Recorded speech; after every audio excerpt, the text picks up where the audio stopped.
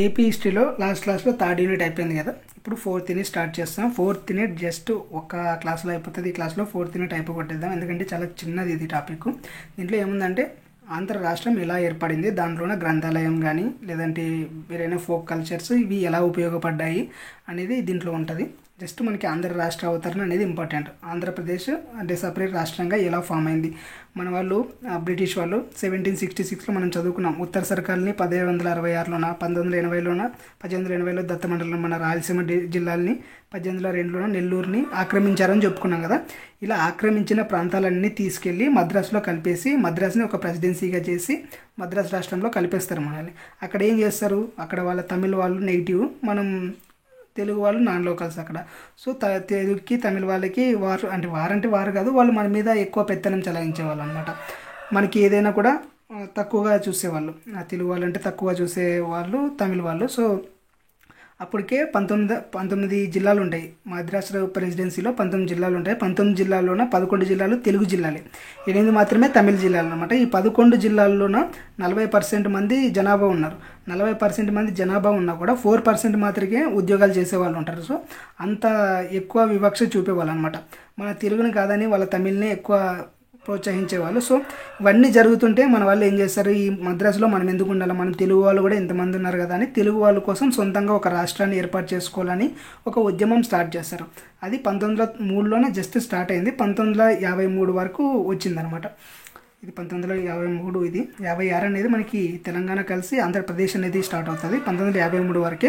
ఈ 53 వరకు ఉన్నదాన్ని 5 రకాలుగా 5 దశల్లోన విభజిస్తారనమాట. ఆవిర్భావ దశ, ప్రచార దశ, అంతర్లీన దశ, తీర్మాన దశ, అవతరణ దశ అని. జస్ట్ గుర్తుపెట్టుకోండి. ఇదేమి మనం ఇప్పుడు దాన్ని పట్టుకోవడం, జస్ట్ కొంతమంది అడుగుతారు, ఇది రేర్ అడుగుతారు, ఒకవేళ అడిగినా చూపలేమన్నట్లు రాసి పెట్టాను. దీనికి ఫస్ట్ ఎలా జరిగిందంటే మొట్టమొదటిసారిగా మనకి 1903లోనే గుంటూరు యువజన సాహితీ సమితి అనేది ఏర్పాటు అవుతుంది. కాకపోతే 1911లోన గుంటూరు యువజన సాహితీ సమితి వాళ్ళు, దాంట్లో ఉన్న ఉన్నవే లక్ష్మీనారాయణ, జొన్నవితుల గురునాథం అనే వాళ్ళు ఏం చేస్తారంటే మన తెలుగు ప్రాంతానికి మనకి అప్పుడే ఇక్కడే అనుకున్నారు కదా, 1903 నుంచే అనుకున్నారు ఆంధ్రుల కోసం సపరేట్ రాష్ట్రం కావాలని. కాకపోతే అది పెద్దగా రాలేదు. అలా రావడానికి కారకులు వీళ్ళు అనమాట. ముందు ఏం చేశారంటే తెలుగు మాట్లాడే వాళ్ళు ఎక్కడెక్కడ ఉన్నారో చూడాలి అంటే మద్రాసు రాష్ట్రంలో ఉన్నారు. మద్రాసులోనే మనం ఆల్రెడీ ఉన్నాం. ఒరిస్సాలోన మనకి పర్లాకిమిడి అలాంటి ప్రాంతాలు ఉంటాయి కదా, అలాంటి ప్రాంతంలోన నైజాం అంటే తెలంగాణలోన ఈ 3 ప్లేసెస్లో ఉన్న తెలుగు వాళ్ళు ఎక్కడెక్కడ ఉన్నారో చూసుకొని ఒక మ్యాప్ తయారు చేశారన్నమాట. ఆంధ్ర రాష్ట్రం మ్యాప్ తయారు చేశారు 1911లోన ఉన్నవ లక్ష్మీనారాయణ, జొన్నవితుల గురునాథం. ఈ మ్యాప్ ద్వారా తెలుగు వాళ్ళ ఒక ఉనికి అనేది అందరికీ తెలుస్తుంది అనమాట. సో అక్కడ ఆంధ్ర రాష్ట్ర మ్యాప్ తయారు చేశారు. 1910-12 మధ్యన విజ్ఞాన చంద్రికా మండలి అనేది ఒకటి ప్రింటింగ్ ప్రెస్ లాంటిది అనమాట. దీన్ని గ్రంథాలయ ఉద్యమంలో భాగంగా ఏర్పాటు చేస్తారు. ఈ విజ్ఞాన చంద్రికా మండలిలోన కొన్ని చాలా గ్రంథాలు ప్రింట్ అవుతాయి. ఇది గ్రంథాలయ ఉద్యమంలోన మనకి యూనిట్లో ఉండే టాపిక్ ఏంటంటే ఈ ఆంధ్ర రాష్ట్ర ఏర్పాటుకి గ్రంథాలయ ఉద్యమం దాని పాత్ర ఏంటి అని అడుగుతారు కదా. సో దాంట్లో ఇంపార్టెంట్ అనమాట. విజ్ఞాన చంద్రికా మండలి అనే ఒక ప్రెస్ నుంచి ఆంధ్రుల చరిత్ర అనే బుక్ ప్రింట్ అవుతుంది. ఈ ఆంధ్రుల చరిత్ర అనే బుక్ చాలామంది చదవడం ద్వారా మనకు కూడా సపరేట్ ఒక స్టేట్ కావాలి అనే ఐడియా అనేది ప్రజల్లోకి వస్తుంది. సో అందుకే ఇంపార్టెంట్ అనమాట. ఈ ఆంధ్రుల చరిత్ర పాటు చాలామంది చాలా రకాల బుక్స్ రాశారు. అందులోనే కొండ వెంకటపై రాసిన ఆంధ్రోద్యమము, రాయప్రోలు సుబ్బారావు రాసిన ఆంధ్రావళి, తుమ్మల సీతారామమూర్తి రాసిన రాష్ట్రగానం, విశ్వనాథ సత్యనారాయణ ఆంధ్రప్రశస్తి, ఇట్లా ఎన్నో రకాల చాలా గ్రంథాలు చాలా పాపులర్ అయ్యి అందరు చదవడం ద్వారా మనం ఇలా వివక్షకు గురవుతున్నాము. సో మనం కూడా తిరుగుబాటు చేసి మన రాష్ట్రాన్ని మనం ఏర్పాటు చేసుకోవాలనే భావన ప్రజల్లో పెరుగుతుంది. సో ఇలా పెరగడానికి ఇంకొక కారణం పత్రికలు, న్యూస్ పేపర్లు కూడా చాలా ఇంపార్టెంట్ రోల్ ప్లే చేశాయి అనమాట. లండన్లోన రివ్యూ అనేది ఒక పత్రిక ఇలాంటి దాన్ని ఈ సపరేట్ రాష్ట్ర తీర్మానాన్ని ఎక్కువ ప్రోత్సహించింది. ఎక్కడో లండన్లో ఉంటే మనకి ఏంటంటే అప్పుడు మనం బ్రిటిష్ పరిపాలనలోనే ఉన్నాం. సో లండన్ పేపర్లో రాస్తే ఆ బ్రిటిష్ అధికారులకు తెలిసి ఇక్కడ ఇండియాలో ఒక ఏపీ అనే ఆంధ్రప్రదేశ్ అనే ఒక రాష్ట్రం కోసం పోరాడుతున్నారని వాళ్ళకి తెలుస్తుంది కదా. సో రివ్యూ అనేది ఒక ఇంపార్టెంట్ రోల్ ప్లే చేసింది. అలాగే కలకత్తాలో మోడర్న్ రివ్యూ ఆఫ్ కలకత్తా అనే న్యూస్ పేపర్ కూడా ఎక్కువ ఇంపార్టెంట్ అనమాట. కలకత్తాలో ప్రింట్ అయ్యే న్యూస్ పేపర్ బాగా ఎక్కువ సర్క్యులేట్ అవుతుంది ద్వారా ఇండియాలో ఉండే అధికారులకు తెలుస్తుంది. సో కలకత్తాలో ఉండే పేపర్ కూడా ఇంపార్టెంట్. నెక్స్ట్ మద్రాసులో ఉండేది ఇండియన్ పేట్రియట్ అనే పత్రిక కూడా చాలా కీ రోల్ పోషించింది అనమాట. వీటితో పాటు మన తెలుగు పత్రికలు కృష్ణ, దేశాభిమాని అనేవి గుంటూరు నుంచి వెలువడే పత్రికలు. ఇవి దర్బార్ అనేది గుంటూరు నుంచే వస్తుంది. కృష్ణ, దేశాభిమాని, దర్బార్ ఈ 3 గుంటూరు నుంచే విడుదలయ్యే పత్రికలు అనమాట. ఇంకా మద్రాసులోనే శశిలేఖ, వైశ్య అనే పత్రికలు, న్యూస్ పేపర్లు. కాకినాడ నుంచి ఆంధ్రవాణి, రాజమండ్రి నుంచి ఆంధ్రకేసరి, దేశమాత, తెనాలి నుంచి ధర్మ ప్రకాశిక అనే పత్రికల ద్వారా కూడా చాలామంది చాలా వ్యాసాలు రాసి ఈ ప్రజల్లోకి తీసుకెళ్లారనమాట. మనకంటూ ఒక సపరేట్ రాష్ట్రం కావాలనే భావాన్ని ప్రజల్లోకి తీసుకెళ్లారు. నెక్స్ట్ 1912లోన గుంటూరు, కృష్ణా, గోదావరి ఈ జిల్లాల సమావేశం జరిగింది. సంయుక్త సమావేశం అంటారు. ఈ సంయుక్త సమావేశానికి వేమువరపు రామదాస్ పంతులు ఆయన అధ్యక్షత వహిస్తారు అనమాట. ఇది నిడదవోలులో జరిగింది. ఇక్కడ మొట్టమొదటిసారిగా ఆంధ్ర రాష్ట్ర అంశాన్ని చర్చించారు. తర్వాత గుంటూరులోన ఆంధ్ర మహాసభ కమిటీ అనేది ఒకటి ఏర్పాటైంది అన్నమాట. ఒక కమిటీని ఏర్పాటు చేసి దానికి వింజమూరి భావనాచార్యులు అనే ఆయన్ని అధ్యక్షునిగా చేసేసి కొండ వెంకటప్పయ్యని కార్యదర్శిగా చేశారు. ఈ ఆంధ్ర మహాసభ కమిటీ ఏం చేస్తుందంటే ఎవ్రీ ఇయర్ ఒక సభ కండక్ట్ చేసి లేదంటే ప్రచారం చేసి ఆంధ్ర రాష్ట్రం మొత్తం తిరిగి ప్రచారం చేసి ప్రజల్లోన చైతన్యాన్ని నింపుతారు అనమాట. మనకు సపరేట్ రాష్ట్రం కావాలి, మనం తమిళ వాళ్ళ కింద నలిగి ఉండకూడదు, మనమంటూ మన ఉనికి అందరికీ చాటాలని ఈ ఆంధ్ర మహాసభ కమిటీ అనేది చుట్టూ తిరిగి మొత్తం తిరిగి ప్రచారం చేస్తుంది. ఇలా ఈ ఆంధ్ర మహాసభ కమిటీ ఎవ్రీ ఇయర్ ఒక సభని కండక్ట్ చేస్తారనమాట. వాటిని ఆంధ్ర మహాసభలు అంటారు.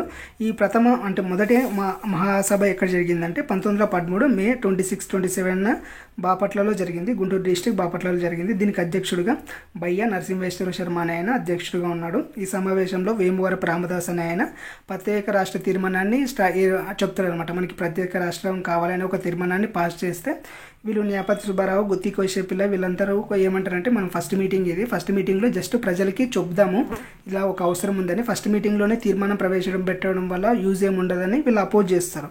అపోజ్ చేయడం ద్వారా ఇంక ఈయన తగ్గిపోతాడు అనమాట. దీంట్లోనే ఏం డిసైడ్ అవుతారంటే ఫస్ట్ ఒక ప్రచార సంఘాన్ని ఏర్పాటు చేసి ప్రజలందరికీ ప్రచారం చేయాలి. ఈ అంతర్రాష్ట్ర ఏర్పాటు యొక్క ఉద్దేశాన్ని ప్రచారం చేయడం ద్వారా నెక్స్ట్ వాళ్ళు కూడా పాల్గొంటారని ఒకటి ప్రచార సంఘాన్ని ఏర్పాటు చేస్తారు. కొండ వెంకటప్పయ్య అధ్యక్షతన ప్రచార సంఘాన్ని ఏర్పాటు చేస్తారు. ఈ ప్రచార సంఘంలోని భాగంగానే కొండ వెంకటప్పయ్య రాసిన ఆంధ్రోదయం అనే గ్రంథం ఉంటుంది కదా, ఆ గ్రంథాన్ని కొంచెం సవరిస్తారనమాట. ఆయన రాసిన విధానం వేరు, ఇప్పుడు ప్రజెంట్ సిచ్యువేషన్కి ఉండేలాగా రాస్తాడు దాన్ని. నెక్స్ట్ 2వ ఆంధ్ర మహాసభ ఎక్కడ జరిగిందంటే విజయవాడలో జరిగింది 1914 ఏప్రిల్ 14న. దీనికి న్యాపతి సుబ్బారావు అధ్యక్షుడు అనమాట. ఈ సమావేశంలోన కందుకూరి వీరేశలింగంతో పాటు తిరుపతి వెంకట కవులు వీళ్ళు చాలా ఫేమస్. వీళ్ళు కూడా ఈ సమావేశానికి హాజరవుతారు. నెక్స్ట్ ఈ సమావేశంలోనే ఆంధ్ర రాష్ట్ర తీర్మానం ఫస్ట్ సభలో పెడితే ఒప్పుకోలేదు కదా, ఈ ఆంధ్ర రాష్ట్ర తీర్మానాన్ని సెకండ్ టైము మంద సత్యనారాయణ అనే ఆయన ప్రవేశపెడతాడు. దానికి వేమువరపు రామదాస్ అని ఆయన సపోర్ట్ చేయడం ద్వారా ఈ ఆంధ్ర రాష్ట్ర తీర్మానాన్ని ఆమోదిస్తారు. నెక్స్ట్ 3వ ఆంధ్ర మహాసభ ఎక్కడ జరిగిందంటే 1915 మేలో జరిగింది విశాఖపట్నంలోన. దీనికి పానగల్ రాజా అని ఆయన అధ్యక్షత వహిస్తాడు. పానగల్ రాజారామన్నయ్యంగారు అని అంటారు. ఈయన మద్రాస్ సీఎం. ఈయన ఆంధ్ర రాష్ట్ర ఏర్పాటుకి వ్యతిరేకి, అంటే అవసరం లేదు ఆంధ్ర వాళ్ళకి ప్రత్యేక రాష్ట్రం అవసరం లేదు అనే ఈయనే వచ్చి ఆంధ్ర మహాసభలోన అధ్యక్షత వహించి ఆంధ్ర రాష్ట్ర ఉపయోగాన్ని ప్రజలకి స్పీచ్ ఇస్తుంటే ఇది దాన్ని ఏమంటారు, ఒక మంచి నిర్ణయము, ఒక మంచి అభివృద్ధి అని చెప్పుకోవచ్చు. అంటే ఇంప్రూవ్మెంట్ ఆఫ్ మూమెంట్ ఈ ఆంధ్రోద్యమంలో ఒక కీలక ఘట్టం అని చెప్పుకోవచ్చు. 4వది వచ్చేసి 1916లో మోచర్ల రామచంద్రరావు అనే ఆయన అధ్యక్షుడు వహించాడు. ఈయన ఆంధ్ర గోకిల్ అని కూడా అంటారు. ఈయన కాకినాడలోన అధ్యక్షుడిగా ఆంధ్ర మహాసభ అనేది ఏర్పాటైంది. ఆంధ్ర ప్రాంతానికి ప్రత్యేక కాంగ్రెస్ కమిటీ ఏర్పాటు కావాలి అని చెప్పారు. ఇప్పుడు మనం క్విట్ ఇండియా అంతకుముందే చెప్పుకున్నాం కదా, వందే మాతర ఉద్యమం కాలంలోనే చెప్పుకున్నాం కదా, ప్రతి రాష్ట్రంలోన ప్రతి జిల్లాలోన ఒక కాంగ్రెస్ కమిటీ ఏర్పాటు చేయాలి, ఒక పీసీసీ కమిటీ ఏర్పాటు చేయాలని. సో మద్రాస్ రాష్ట్రానికి మొత్తానికి ఒక కమిటీ ఉండేమాట, ప్రాదేశిక కాంగ్రెస్ కమిటీ ఒకటి ఉండేది. అలా మద్రాస్ మొత్తానికి కాకుండా మనకు సపరేట్ ఏపీ వాళ్ళకి మాత్రమే ఒక కాంగ్రెస్ కమిటీ ఉండాలని 4వ దాంట్లోన తీర్మానం చేస్తారు. నెక్స్ట్ ఈ తీర్మానాన్ని ప్రవేశపెట్టి నెక్స్ట్ సెంట్రల్లో ఉంటుంది కదా కాంగ్రెస్, ఆ కాంగ్రెస్ అధికార పక్షానికి ఇస్తే వాళ్ళు అక్కడ అనిబిసెంట్ అధ్యక్షతగా ఐఎన్సీ కలకత్తా సమావేశంలోన దీన్ని ఓకే చేస్తారనమాట. ఆంధ్రప్రదేశ్ కూడా కాంగ్రెస్ కమిటీ ఉండాలని అనిబిసెంట్ అధ్యక్షతన జరిగిన ఐఎన్సీ సమావేశంలోన ఓకే చెప్తారు. 2018 జనవరి 22న న్యాపతి సుబ్బారావు అధ్యక్షుడిగా, కొండ వెంకటప్పయ్య జనరల్ సెక్రటరీగా ఆంధ్ర కాంగ్రెస్ కమిటీ ఏర్పాటు అవుతుంది. ఈ ఆంధ్ర కాంగ్రెస్ కమిటీ ఏర్పాటు అవ్వడం ద్వారా భారతదేశంలో ఆంధ్ర ప్రాంతం అనేది ఒకటి ఉంది, ఆంధ్ర ప్రాంతానికి కూడా ఒక కాంగ్రెస్ కమిటీ ఉంది అని భారతదేశం మొత్తానికి తెలిసిందనమాట. అందుకే ఈ ఆంధ్ర కాంగ్రెస్ కమిటీ అనేది ఒక ఇంపార్టెంట్ రోల్. నెక్స్ట్ 5వది ఎక్కడ జరిగిందంటే 1917 కొండ వెంకటప్పయ్య అధ్యక్షుడిగా నెల్లూరు జిల్లాలో జరిగింది. ఇక్కడ ఏం జరుగుతుందంటే ఆంధ్ర ప్రాంతం వాళ్ళకి రాయలసీమ ప్రాంతం వాళ్ళకి డిఫరెన్సెస్ వస్తాయి, కొట్లాడతారు. ఆంధ్ర ప్రాంతానికి సంబంధించిన ఏఎన్ కృష్ణారావు అనే ఆయన, రాయలసీమ ప్రాంతానికి చెందిన గుత్తి కేశవ పిల్ల ఆయన ఇద్దరు గొడవలు పడతారు. ఈ గొడవల ద్వారా సభని బహిష్కరిస్తారు వీళ్ళు. ఈ 5వ మహాసభలోనే కోడి రామ్మూర్తి అని ఈయన మంచి రెజ్యులర్ అనమాట. ఆ కాలంలోన ఆధునిక భీముడు అనేవారైన ఈయన ఈ సమావేశానికి హాజరై స్పీచ్ చేస్తాడు అనమాట. తెలుగులోనో హిందీలోనో స్పీచ్ చేస్తాడు. సో ఇది కూడా ఒక ఇంపార్టెంట్ బిట్గానే వస్తుంది మనకి. నెక్స్ట్ 1928లోన నంద్యాలలో జరిగింది. ఇక్కడ నుంచి కొంచెం డౌన్ అయిపోతాయి. 1918 తర్వాత ఈ సభలు అనేవి సరిగ్గా జరగవు. ఒకరు వస్తే ఒకరు హాజరు కాకపోవడము సరిగ్గా జరుగుతూ ఉంటాయి. ఎందుకంటే రాయలసీమ వాళ్ళకి ఆంధ్ర వాళ్ళకి అప్పటికే కొంచెం చెడి ఉంటుంది. సో ఇద్దరు సపోర్ట్ ఉంటేనే కదా ఆంధ్ర అనేది ఇంప్రూవ్ అయ్యేది. సో ఎవరికి వాళ్ళే డివైడ్ అయిపోవడం ద్వారా అక్కడ నుంచి మహాసభలు అనేవి కొంచెం డౌన్ అవుతూ వచ్చేసాయి అనమాట. కాకపోతే జరుగుతూనే ఉన్నాయి. వీటిలో ఇంపార్టెంట్గా ఏం లేవు. 1928లో నంద్యాలలో జరిగిన మహాసభలోనే సర్వేపల్లి రాధాకృష్ణ అధ్యక్షుడిగా వ్యవహరిస్తాడు.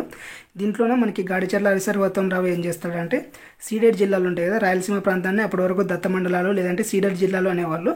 సో ఈ సమావేశంలోనే రాయలసీమ అనే పేరుని పెడతాడు. 1928లో నంద్యాలలో జరిగిన సమావేశంలోన సీడెడ్ జిల్లాలకే రాయలసీమ అనే పేరు పెడతారు. ఇంకా 1933లోన విజయవాడలోన జరుగుతుంది. కడప కోటిరెడ్డి అధ్యక్షతన చేస్తారు. ఇక్కడికి 25 సంవత్సరాలు అయింటుంది. రజతోత్సవ సభ అనేది జరుపుతారు 1937 నాటికి. సో 1941లోన విశాఖపట్నంలోన జరుగుతుంది. అప్పటి వరకు 1918లో అంటే 1918లోన ఈ మహాసభలు అనేవి అంతా అక్కడి నుంచి డౌన్ అవుతూ వస్తాయి. ఇలా ఆంధ్ర మహాసభలు డౌన్ అవ్వడం ద్వారా ఈ ఆంధ్రోద్యమం అనేది క్షీణించిపోతుంది. ఇలా కాకూడదని విశాఖపట్నానికి చెందిన విశాఖపట్నంలో విజయానంద గజపతి. ఈ విజయానంద గజపతి ఎవరంటే విజయనగర అది జమీందారు సంస్థానం ఉంది కదా, విజయనగర సంస్థానం. మనకి విజయనగర సామ్రాజ్యం కాదు, విజయనగర సామ్రాజ్యం ఇక్కడ కర్నూలు అంటే రాయలసీమ ప్రాంతాల్లో ఉంటుంది.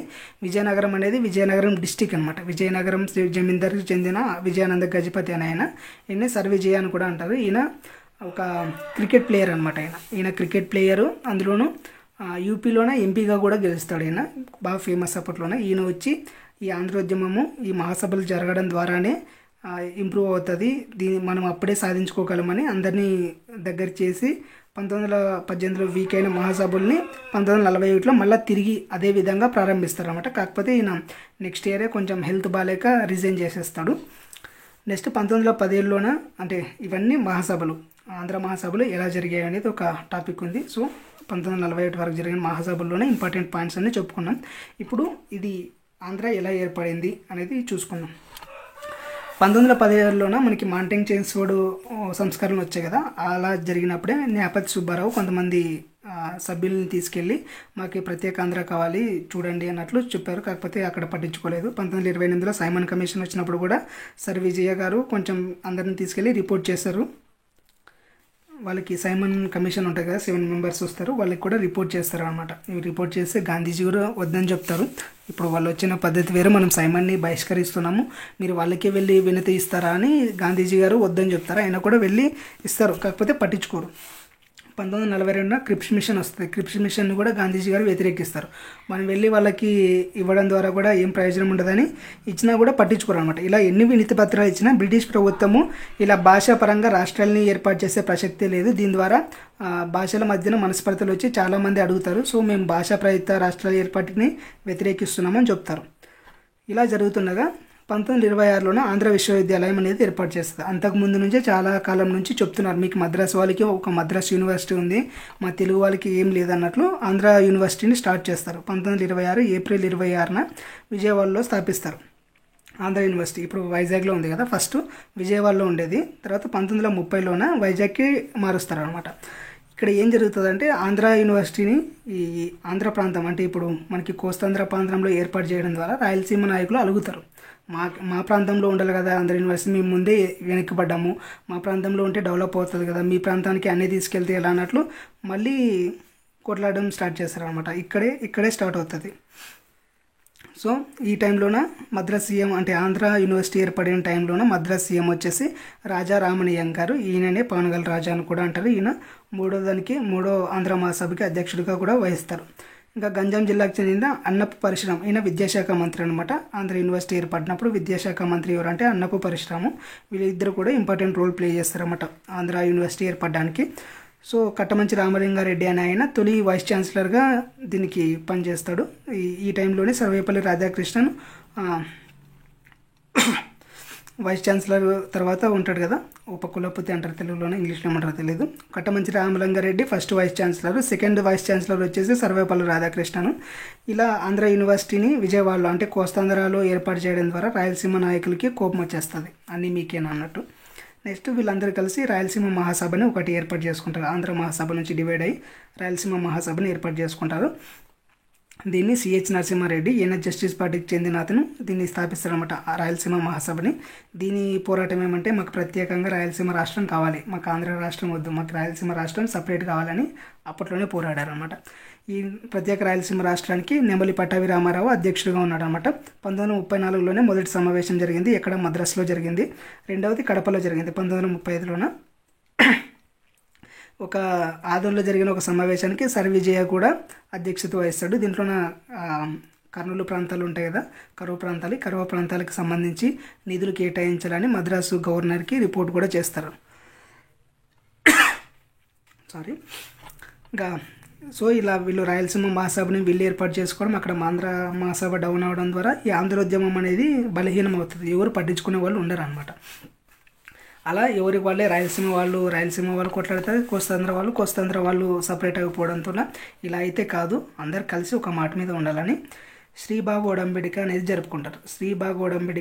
శ్రీబాగ్ అనేది కాశీనాథన్ నాగేశ్వరరావు అనే ఇల్లు. ఆ ఇంట్లోన రాయలసీమ నాయకులు ఆంధ్ర నాయకులు కలిసి ఒక ఒప్పందం చేసుకోవడాన్ని శ్రీబాగ్ ఒడంబడిక అంటారు అనమాట.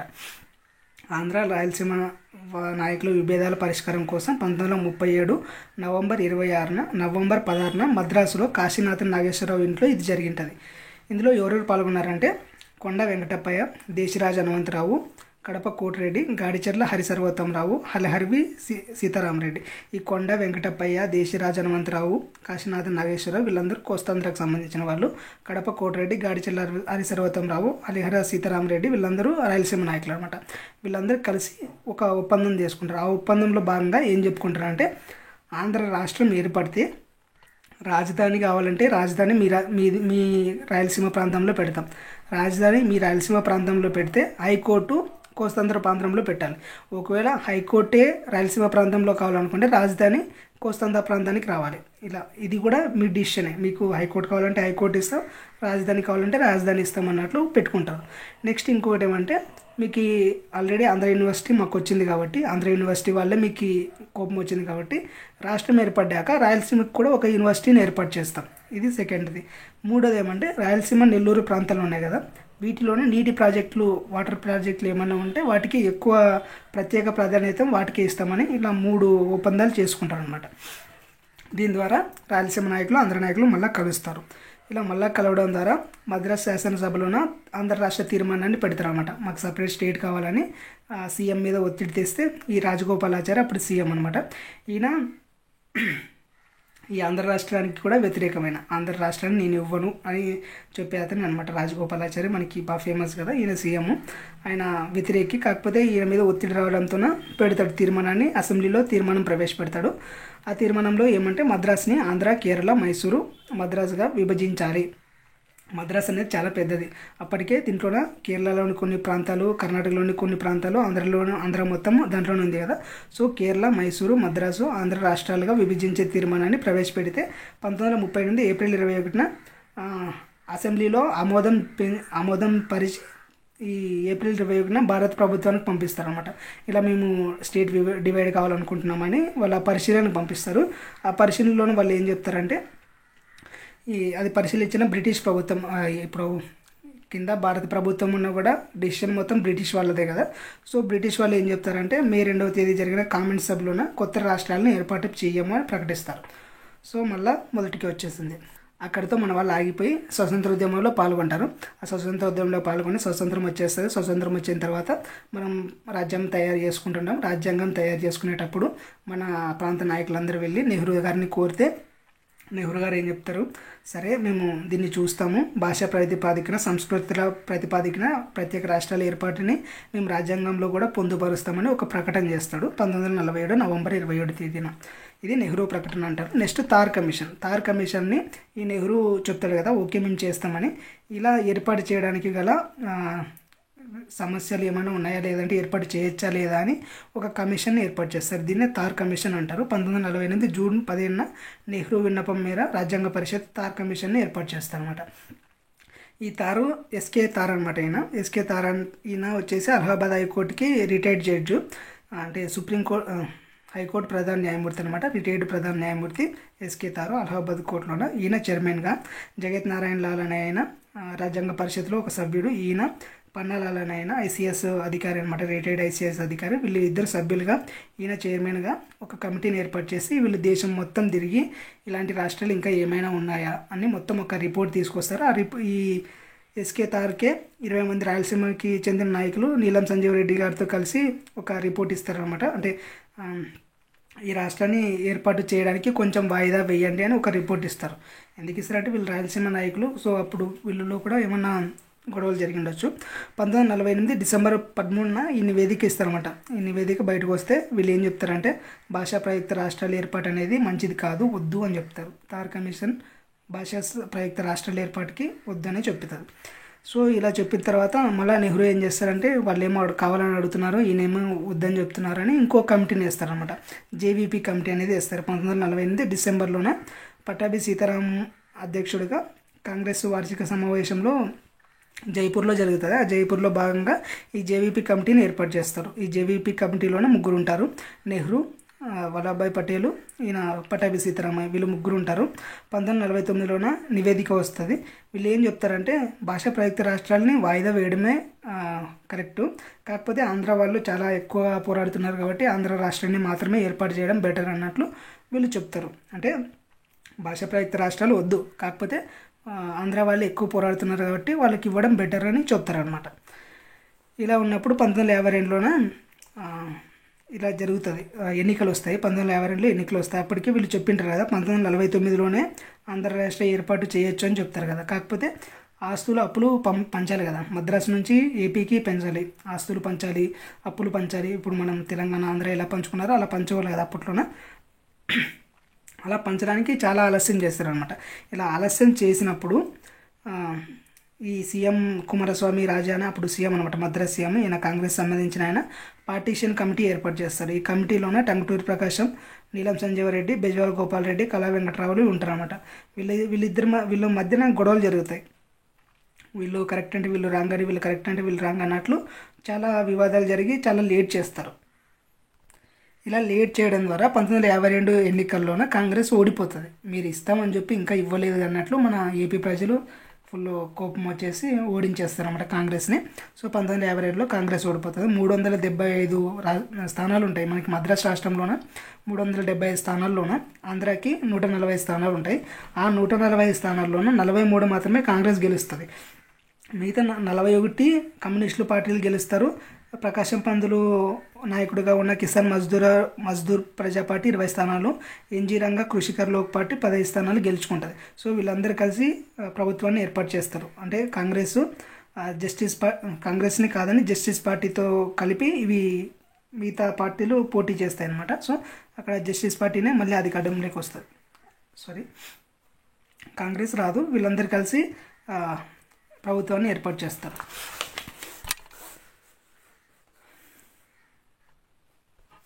సో ఇలా కాంగ్రెస్ ఓడిపోయిన తర్వాత ఇంకా ఉద్యమాన్ని చాలా ఉధృతం చేస్తారన్నమాట. మనకి ఫస్ట్ గొల్లపూడి సీతారామశాస్త్రి అనే ఆయన నిరాహార దీక్ష చేస్తాడు. 1951లోనే స్టార్ట్ చేస్తాడు ఈయన. 1951 ఆగస్టు 15న స్టార్ట్ చేస్తారు. 35 రోజులు నిరాహార దీక్ష చేస్తారు. 35 రోజులు నిరాహార దీక్ష చేస్తే మన నెహ్రూ గారు ఆచార్య వినోబా భావేని పంపి సంధి చేసుకొని మీరు మీ ఆంధ్ర రాష్ట్ర ఏర్పాటుకి కట్టుబడి ఉన్నాం, మేము ఆంధ్ర రాష్ట్ర ఏర్పాటు ఖచ్చితంగా చేస్తాం, సో మీరు నిరాహార దీక్షని విరమించండి అని ఆచార్య వినోబా భావేని పంపిస్తే ఈయన విరమిస్తాడనమాట. నిరాహార దీక్షను విరమిస్తాడు ఈ గొల్లపూడి సీతారామశాస్త్రి. అలా విరమించిన 1 year కూడా ఇంకా ఏం జరగకపోయేసరికి మన పొట్టి శ్రీరాములు గారు ఉంటారు కదా, ఈయన మద్రాసులోని బులుసు సామూర్తి గారి ఇంట్లోనే నిరాహార దీక్ష చేపడతాడు. 1952 అక్టోబర్ 19 స్టార్ట్ చేస్తారు. ఇది జరుగుతూనే ఉంటుంది. ఆయన 58 రోజులు నిరాహార దీక్ష చేస్తూనే ఉంటారు. కాకపోతే ఈసారి ఎవరు ఆపడానికి రారు. ఈయన 15 డిసెంబర్ 1952 చనిపోతాడు. సో ఈయన చనిపోయిన తర్వాత, అంటే ఒక వ్యక్తి చనిపోయినా కూడా మీకు మినిమం కన్సర్న్ లేదా అని ఆంధ్ర ప్రజలు నిరసనలు చేస్తారు. చాలా ఉద్రిక్త పరిస్థితులు జరుగుతాయి. బస్సులు దాకా పెట్టాడు, తర్వాత చాలా జరుగుతాయి. అలాంటి టైంలో పోలీసులు కాల్పులు జరుపుతారు, చాలామంది చనిపోతారు. ఇలా ఎక్కువ అరాచకాలు జరగడం ద్వారా 1952 డిసెంబర్ 19 నెహ్రూ గారు పార్లమెంట్లోనే మీ రాష్ట్ర ఏర్పాటు చేస్తామని ప్రకటిస్తారనమాట. ఈ రాష్ట్ర ఏర్పాటు చేయడానికి 2 రాష్ట్రాల మధ్య సరిహద్దులు ఉంటాయి కదా, వాటిని నిర్ణయించడానికి వాంచు కమిటీని ఏర్పాటు చేస్తారు. మద్రాసు ఆంధ్ర రాష్ట్రాల సరిహద్దు నిర్ణయించడానికి కైలాసనాథ్ వాంచు అనే ఆయన రాజస్థాన్ హైకోర్టు చీఫ్ జస్టిస్ అనమాట. ఈయన అధ్యక్షుడిగా ఒక కమిటీని ఏర్పాటు చేసి మద్రాసు ఆంధ్ర రాష్ట్రాల సరిహద్దులు నిర్ణయించడానికి పంపిస్తారు. 1953లో ఫిబ్రవరిలో నివేదిక వస్తుంది. మద్రాసుని ఉమ్మడి రాజధానిగా 4 సంవత్సరాలు ఉంచాలి అని ఈ నివేదికలో చెప్తారనమాట. మద్రాసు ఉమ్మడి రాజధానిగా 4 సంవత్సరాలు ఉంటాయి. ఇప్పుడు మనకి హైదరాబాద్ కదా 10 years ఉమ్మడి రాజధానిగా ఎలా ఉందో, అలాగే మద్రాసుని 4 ఏళ్ళుగా ఉమ్మడి రాజధానిగా పెట్టాలని ఈ వాంచు కమిటీ సిఫార్సు చేస్తే, ఈ సి రాజగోపాలాచారి ఉన్నాడు కదా అక్కడ సీఎం అప్పట్లోనే, ఆయన ఏమంటారంటే 4 సంవత్సరాలు కాదు కదా, 4 రోజులు కూడా ఉంచము, వాళ్ళు డివైడ్ అయిపోతామన్నారు కాబట్టి డివైడ్ అయిపోవాలా, మా మద్రాసుతో వాళ్ళకి సంబంధం లేదని గొడవ పడతాడు. ప్రకాశం పంతులు గారు లేదు మాకు మద్రాసు రాష్ట్రంగా కావాలి అన్నట్లు ఈయన ఇద్దరి మధ్యన వారు జరుగుతుంది అనమాట. ఇలా వారు జరుగుతున్న టైంలోనే విడిపోతాము, మనకి కర్నూలు రాజధానిగా బయటకు వచ్చేస్తారనమాట. మద్రాసుతో మనకి సంబంధం లేకుండా కర్నూలు రాజధానిగా ఏర్పాటు అవుతుంది. కర్నూలు రాజధానికి ఏర్పాటు అయ్యేదానికంటే ముందే ఎల్ఎస్ మిశ్రా కమిటీ అనేది ఒకటి ఉంటుంది. ఈయన ఎల్ఎస్ మిశ్రా ఆయన హైదరాబాద్ హైకోర్టు చీఫ్ జస్టిస్ అనమాట. మనకి బళ్ళారి ప్రాంతం కూడా అప్పట్లోనే మద్రాసులోనే ఉంటుంది. కాకపోతే ఈ బళ్ళారిలో కూడా తెలుగు మాట్లాడే వాళ్ళు ఉన్నా కూడా కొంచెం తక్కువే ఉంటారు. ఆ బళ్ళారి ప్రాంతాన్ని కర్ణాటకలో కలుపుతారు, ఎందుకంటే కన్నడ వాళ్ళు ఎక్కువ ఉన్నారు కాబట్టి. ఆ బళ్ళారి ప్రాంతాన్ని మైసూరు రాష్ట్రంలోనూ, అంటే మైసూరు అంటే ఇప్పుడు కర్ణాటకలో విలీనం చేస్తారు. తెలుగు మాట్లాడే ఉంటాయి కదా, ఆదోని, ఆలూరు, రాయదుర్గం, ఇవి మైసూరులో ఉండేవి. వీటిని తీసుకొచ్చి ఆంధ్రాలో కలిపారనమాట. సో 1953 అక్టోబర్ 1 కర్నూలు రాజధానిగా 11 జిల్లాలతోన స్వతంత్ర భారతదేశంలోన మొట్టమొదటి, అంటే భాషా ప్రయుక్త రాష్ట్రంగా ఏర్పడిన మొట్టమొదటి రాష్ట్రము మన ఆంధ్రప్రదేశ్ అనమాట. ఆంధ్ర రాష్ట్రము అంతకుముందే ఒరిస్సా ఏర్పాటై ఉంటుంది. ఒరిస్సా ఎలా ఏర్పడిందంటే ఒరియా మాట్లాడే వాళ్ళు అందరు కలిసి ఇప్పుడు యూపీలోన, మన తెలుగు రాష్ట్రాల్లోన, తర్వాత తెలంగాణలోన, మద్రాసులోన, ఇలా 4 రాష్ట్రాల్లో ఉన్న ఒరియా మాట్లాడే వాళ్ళని అంతకుముందే ఒక స్టేట్గా ఏర్పాటు చేస్తుంటారు అనమాట. సో అది స్వతంత్రం రాకముందు, స్వతంత్రం వచ్చిన తర్వాత మన ఆంధ్రనే మొట్టమొదటి రాష్ట్రం, భాషా ప్రయుక్త రాష్ట్రం. ఇలా మనకి 1953 అక్టోబర్ 1 ఆంధ్ర రాష్ట్రం ఏర్పడుతుంది. ఇంకా ఆంధ్ర రాష్ట్రంలోన మనకి ఫస్ట్ టైం జరిగిన సీఎం ఎవరంటే ప్రకాశం పంతులు. ఈయన కిసాన్ మజూదార్ పార్టీ అధ్యక్షుడు అనమాట. ఈయన ఇంకా డిప్యూటీ సీఎం నీలం సంజీవరెడ్డి, కాంగ్రెస్ పార్టీ చెందిన ఆయన. అంటే ఫస్ట్ టైం ప్రభుత్వమే దాన్ని ఏమంటారు, సంకీర్ణ ప్రభుత్వం అనమాట. ఇప్పుడు మనకి పవన్ కళ్యాణ్, చంద్రబాబు నాయుడు ఎలా ఉన్నారో అప్పట్లోనే ప్రకాశం పంతులు గారు, నీలం సంజీవరెడ్డి గారు డిఫరెంట్ పార్టీ వాళ్ళు ఇద్దరు కలిసి గవర్నమెంట్ ఫామ్ చేస్తారు. గవర్నర్ వచ్చేసి CM Trivedi, speaker Venkataramanaiah, deputy speaker Pasala Ramachandra. ఇది జస్ట్ ఒక స్టాక్ అనేది గుర్తుపెట్టుకోండి. ఇలా ఈయన 1953లోనే స్టేట్ డివైడ్ అయి ఉంటుంది కదా. 1954లోని కాంగ్రెస్ వాళ్ళు ప్రకాశం పంతులు గారి మీద అవిశ్వాస తీర్మానాన్ని ప్రవేశపెడతారు. సో అవిశ్వాస తీర్మానం నెగ్గడం ద్వారా ప్రకాశం పంతులు గారు సీఎం పదవిని కోల్పోతారు. సో 1954 నుంచి 1955 వరకు రాష్ట్రపతి పాలన విధిస్తారు. 1955లో ఎన్నికలు జరిగితే కాంగ్రెస్ పార్టీనే కదా సపరేట్ రాష్ట్రం ఇచ్చింది. సో కాంగ్రెస్ పార్టీ విజయం సాధిస్తుంది. సో బెజవాల్ గోపాల్ రెడ్డి గారు సీఎం అవుతారు, నీలం సంజయ్ రెడ్డి గారు డిప్యూటీ సీఎం అవుతారు. ఇక్కడితో మనకి ఆంధ్ర రాష్ట్ర ఏర్పాటు అనేది ఫినిష్ అయింది. సో ఇక్కడితో 4th యూనిట్ కూడా కంప్లీట్ అయిపోయింది. Thank you for watching. Next 5th unit start చేద్దాం. అది కూడా ఆల్మోస్ట్ ఒక 2-3 క్లాసెస్లో అయిపోతుంది. మ్యాక్సిమం 2 క్లాసెస్ లేదంటే 3 క్లాసెస్లో అయిపోతుంది. Thank you, Tata.